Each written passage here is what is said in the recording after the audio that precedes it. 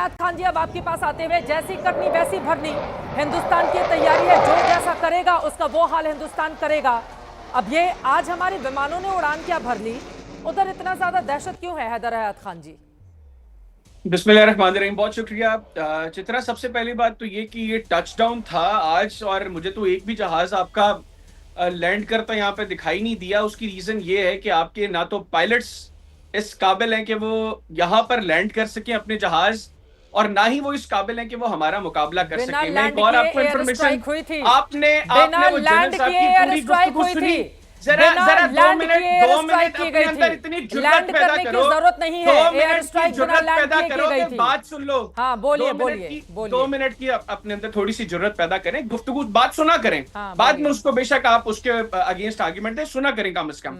दूसरा मैं अब आपको बताऊं, ये जो आप लोगों के रफाइल्स है ना, जो आप लोगों के जो रफाइल्स हैं, जिनके हवाले से अभी आप लोग फिर फ्रांस के साथ कांटेक्ट में हैं और वो सोर्स कोड्स आपको नहीं दे रहे, आप लोगों के रफाइल्स इस वक्त खिलौना है सिर्फ, जिसके साथ बच्चे खेल सकते हैं। क्या बात इससे है? ज्यादा कुछ नहीं है। हाँ। 2 रोज कबल 4 रफाइल गिराए आप लोगों ने, उड़ाए थे इंडियन ऑक्यूपाइड कश्मीर के अंदर। पाकिस्तानी चैनलों में ऐसे दहशत मची हुई थी। रात के 2 बजे मिनिस्टर को प्रेस कॉन्फ्रेंस करना पड़ गया था राफेल की गर्जना सुन के। आप ही लोगों ने दावा किया था, हमारे वहां से तो कहा भी नहीं गया, आप ही लोगों की ओर से दावा किया गया था कि 24 घंटों में पाकिस्तान में युद्ध की स्थिति बन जाएगी। सवाल आपने मुझसे किया है, मुझसे जवाब अरे तो सुने। कुछ भी बोलेंगे थोड़े ना, लगातार रैली थोड़े करना है पाकिस्तान में।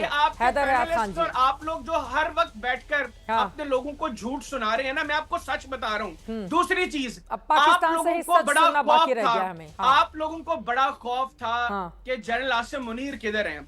वो कल की एक तस्वीर आ गई जिसपे वो टैंक पे चढ़ गए, और आप लोग उसके बाद फोटो खिंचवा रहे हैं ना सर। अब बस यही बाकी रह गया उनके लिए, आप लोगों टैंक पर चढ़कर खाली फोटो खिंचवाना ही बाकी रह गया है। बाकी उनकी कोई हैसियत बची नहीं है, बाकी कोई हैसियत बची नहीं है।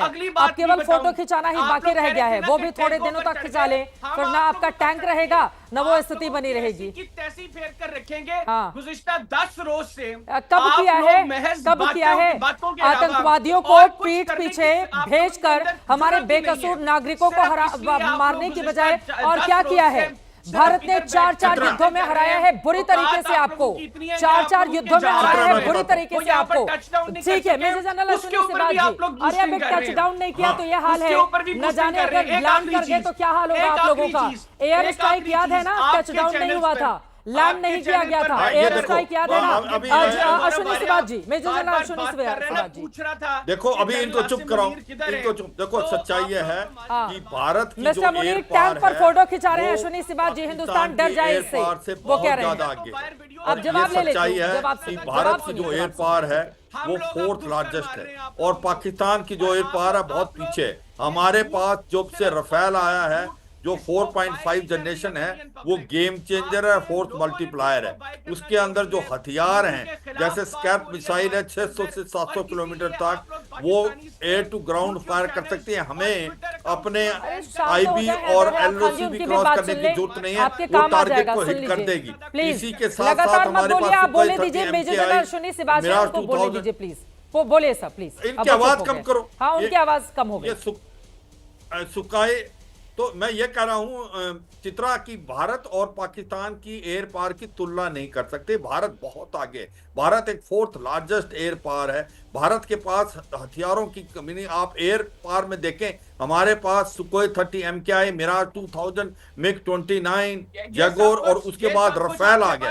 रफेल के 2 स्क्वाड्रन आने से बहुत ज्यादा फर्क पड़ गया, क्योंकि ये 4.5 जनरेशन है। इसके पास जो हथियार हैं, जैसे स्कैर्प मिसाइल है एयर टू ग्राउंड, वो 600 किलोमीटर फायर कर सकती है। अभी हमें जिस प्रकार से हमने बालाकोट के लिए क्रॉस करना पड़ा था, अभी क्रॉस नहीं करके भारत में रह के ही हम टारगेटों को हिट कर सकते हैं। और यही नहीं, हमारे पास जो और कैपेबिलिटी अटैक हेक्टर अपाचे हैं, और पाकिस्तान को यह समझना चाहिए कि भारत अब अंदर घुस के इनको मारेगा। बिलों में जो छुपे हुए हैं ना, उनको निकाल निकाल के मारेगा, इनको पता नहीं चलेगा कहाँ है। और दूसरी बात, ये जो गंगा एक्सप्रेसवे में अभी हमने एक प्रकार से एक्सरसाइज की है, वो दिखाया है कि भारत को एयरफील्ड की भी जरूरत नहीं है। हमारे जो एक्सप्रेस हाईवे हैं उसके अंदर डे और नाइट में लैंडिंग हो सकती है। हमारा रफाल भी कर सकता है, हमारे ट्रांसपोर्ट एयरक्राफ्ट भी C-130J ने भी किया, AN-32 ने भी किया। तो पाकिस्तान की नींद हराम हो रही है।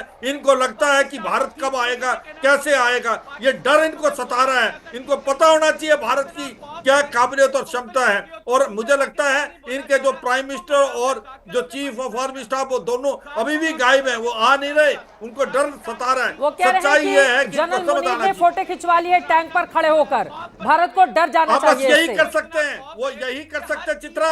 एक डर है, एक खौफ है कि भारत की फौज आई, भारत की फौज आई।